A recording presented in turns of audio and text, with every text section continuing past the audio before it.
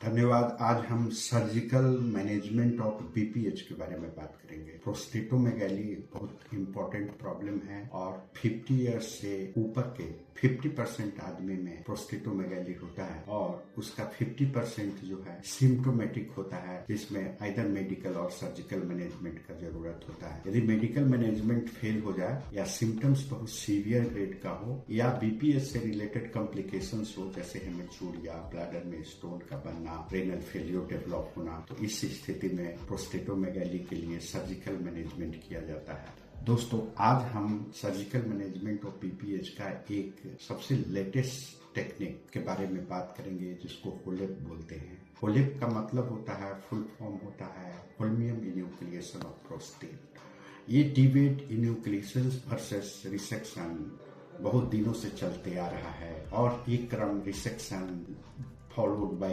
enucleation followed by resection again enucleation, ये तो चलता रहा है और चलते रहेगा। लेकिन दोस्तों, आज के दिन में प्रोस्टेट का सर्जिकल मैनेजमेंट होलेप पर केंद्रित हो गया है। Holmium enucleation of prostate. Enucleation is the treatment of choice for the prostatomegaly, not the resection. Enucleation का डिफरेंट मेथड्स हो सकता है, जैसे बाइपोलर इन्यूक्लिएशन और होल्मियम इन्यूक्लिएशन और other sources of energy use करके इन्यूक्लिएट करते हैं, या ओपन सर्जिकल इन्यूक्लिएशन या लैप्रोस्कोपिक इन्यूक्लिएशन ऑफ प्रोस्टेट। ये सब कोई भी प्रोस्टेटोमेगाली का सर्जिकल मैनेजमेंट हो सकता है। आज हम होलेप के बारे में डिटेल्स में बात करेंगे। होलेप, जब हम ये अभी डिस्कस करना चाह रहे हैं कि होलेप का टेक्निक क्या है और टेक्नोलॉजी क्या है और कैसे होलेप करते हैं, इसके बारे में हम बात करेंगे, जिससे कि यह मरीज के अलावे जो यूरोलॉजिस्ट है या जो सर्जन्स है, जो होलेप टेक्नोलॉजी में इंटरेस्टेड है और सीखना चाहते हैं, उसके लिए यूजफुल हो सके। दोस्तों, पहले हम यूरेथ्रोसिस्टोस्कोपी करेंगे। यूरेथ्रोसिस्टोस्कोपी करने के बाद हम एसेस करेंगे कि ग्लैंड कितना बड़ा है। होलेप साइज इंडिपेंडेंट प्रोसीड्यूर है, जिसमें किसी भी साइज के प्रोस्टेट के लिए होलेप जो है सुटेबल है। Means holmium enucleation of prostate suitable है।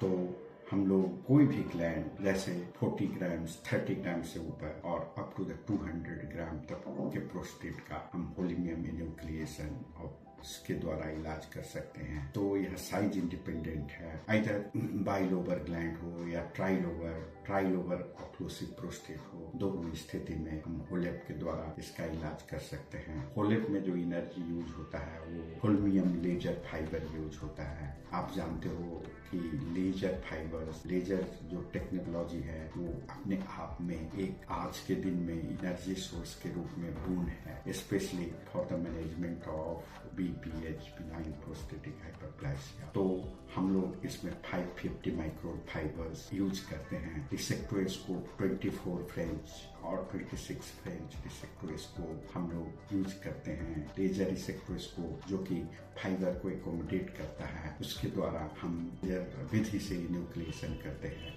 तो लेजर सेटिंग है, यूजुअली हम लोग 40 वाट टू 70 वाट एनर्जी यूज में लाते हैं। कटिंग और कोगुलेशन 40 टू 70। जो पल्स विड्थ है उसको मिडिल में रखते हैं। 2 या 3 घर जो है पल्स विड्थ रखते हैं। एनर्जी यूजुअली जो है, जो जूल है वो 1.5 टू 2 जूल और हर्ट्ज जो है 25 to 20 to 30 hertz energy frequency हम लोग यूज करते हैं। इस तरह से यदि हम जूल को और फ्रीक्वेंसी को दोनों को मल्टीप्लाई करते हैं तो हमें नेट एनर्जी जो वाटेज है प्राप्त होता है। तो इस तरह से 40 टू 70 वाट एनर्जी के द्वारा हम लोग यूजुअली जो है इन्यूक्लिएशन करते हैं। इन्यूक्लिएशन में इस कई टेक्निक है इन्यूक्लिएशन का, जिसमें 3 लोब टेक्निक, अलग अलग तीनों लोब्स को अलग अलग इन्यूक्लिएट किया जाता है। As for example median, right lateral and left lateral. 2 lobes technique usually मैं अपने प्रैक्टिस में 2 लोब टेक्निक जो है करता हूँ, जिसमें मीडियन लोब और राइट लैटरल लोब को एक साथ और लेफ्ट लैटरल लोब को एक सेपरेट द्वारा करते हैं। इन ब्लॉक इन्यूक्लिएशन भी किया जा सकता है। तो डिफरेंट टेक्निक्स के द्वारा हम लोग इन्यूक्लिएशन करते हैं। इन्यूक्लिएशन में first we will create the gutter, जिसमें 12 o'clock पर जो है marking coagulation energy के द्वारा marking at 12 o'clock as well as just proximal to the वेरू से proximal हम लोग lateral lobes और median lobe पर marking करते हैं। marking के बाद हम लोग फर्स्ट जो है भेरू के बोथ साइड्स लैटरल साइड्स में हम लोग इन्यूक्लिएशन शुरू करते हैं और मीडियल लोब और लैटरल लोब को इन्यूक्लिएट करते हैं और after that will go to the one of the lateral lobes. इस तरह से 2 लोब्स टेक्निक के द्वारा हम लोग इन्यूक्लिएशन करते हैं। ऑलवेज जो फाइबर्स और energy it will be in between the capsule और कैप्सूल टुवार्ड्स द कैप्सूल और लैटरल वॉल के बीच में रहना चाहिए। Have to always in the plane. एक बार यदि प्लेन जो है मिल जाता है तो इन्यूक्लिएशन इजी हो जाता है। इन्यूक्लिएशन के बाद हेमोस्टेसिस हम लोग जो है कर सकते हैं। फाइबर्स को टच करने की जरूरत नहीं है। फाइबर्स को टच करने से 0.5 मिलीमीटर और 1 to 2 millimetre 5 millimetre to 1 centimetre fibres को जो tissue that is in question जो इन्यूक्लिएट करना है उससे अलग रखते हैं और जो इन्यूक्लिएटेड टिश्यू है उसे हम लोग ब्लैडर में डाल देते हैं। उसके बाद मोर्सेलोस्कोप के द्वारा हम लोग मोर्सेलेशन करते हैं। मोर्सेलेशन जो है ये एक इम्पोर्टेंट प्रक्रिया है। यदि इसमें सक्शन डिवाइस और मोर्सेलेटर जो कि इफिशिएंट यदि है तो मोर्सेलेशन hardly 150 to 200 gram prostates can be morcellated in hardly 20 minutes of the time. So morcellation is the last and very important procedures in the HoLEP surgery. HoLEP जो है इसमें इन्यूक्लिएशन के बाद इन्यूक्लिएटेड can should be morcellated and that specimen should be collected for the histopathological examination. तो हम लोग इस तरह से HoLEP का प्रक्रिया हम लोग करते हैं। यह जो प्रोसीड्यूर है वह this is the gold standard at present treatment जो अभी है उसका है और this is the treatment of choice for 21st century. This is the gold standard treatment for the first century. People agreed that the enucleation is the better for the management of BPH rather than doing the resection.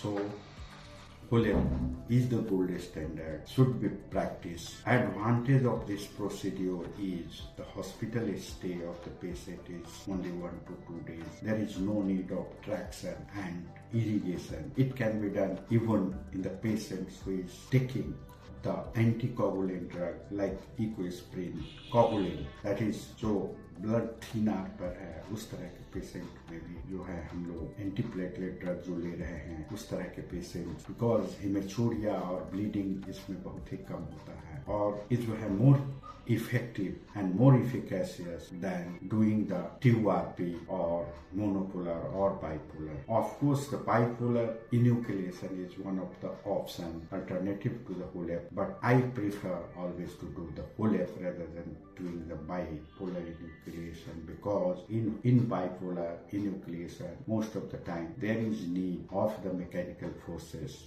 And in the bipolar nucleation again there is the morcellation or so the morcellation is common in both the HoLEP as well as bipolar enucleation. तो इस तरह से हम लोग HoLEP जो है का procedure HoLEP operation के द्वारा BPH आइदर ग्रेड 2 और ग्रेड 3 जैसे 30 to 60 ग्राम्स का प्रोस्टेट और मोर देन 60 ग्राम्स का prostate even more than 100 grams and approximately 150 to 200 grams prostate can be इन्यूक्लिएटेड